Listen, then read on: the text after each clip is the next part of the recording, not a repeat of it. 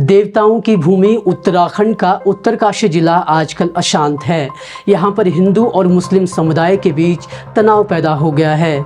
जहाँ हिंदू संगठन सड़कों पर उतरकर लव जिहाद के विरोध में प्रदर्शन कर रहे हैं, तो वहीं खबर है कि यहाँ सालों से अपना कारोबार कर रहे कई मुस्लिम परिवार पलायन कर गए हैं। बाज़ारों में सन्नाटा पसरा हुआ है और इस मामले पर अब सियासत भी होने लगी है। इस मामले में मौजूदा अपडेट क्या है वो भी हम आपको बताएंगे, लेकिन पहले जान लेते हैं कि आखिर इस पूरे मामले की वजह क्या है और कैसे इसकी शुरुआत हुई है।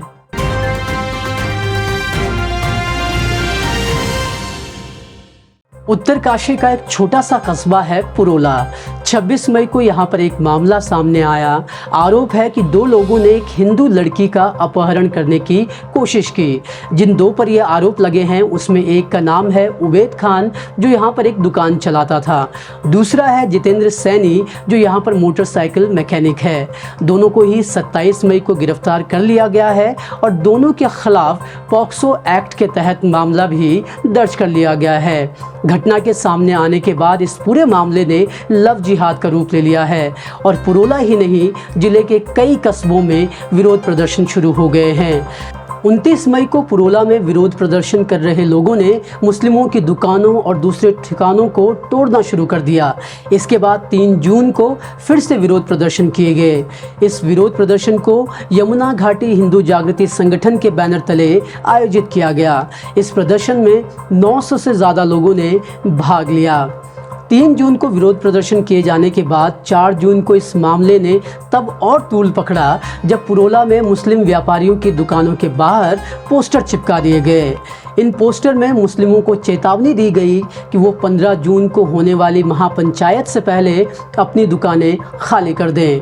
कुछ मुस्लिमों के घरों और दुकानों पर एक्स का निशान भी बना दिया गया। इन पोस्टरों के लगने के बाद मुस्लिमों का पुरोला छोड़ने का सिलसिला शुरू हो गया है।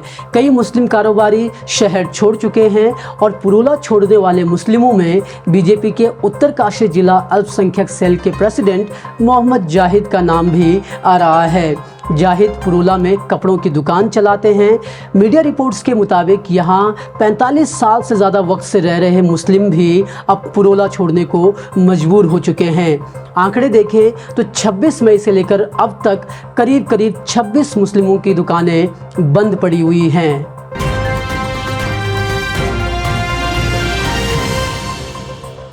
जहां हिंदू संगठन 15 जून को पंचायत करने पर अड़े हुए हैं, तो वहीं अब मुस्लिम संगठन भी महापंचायत करने की तैयारी में जुट गए हैं।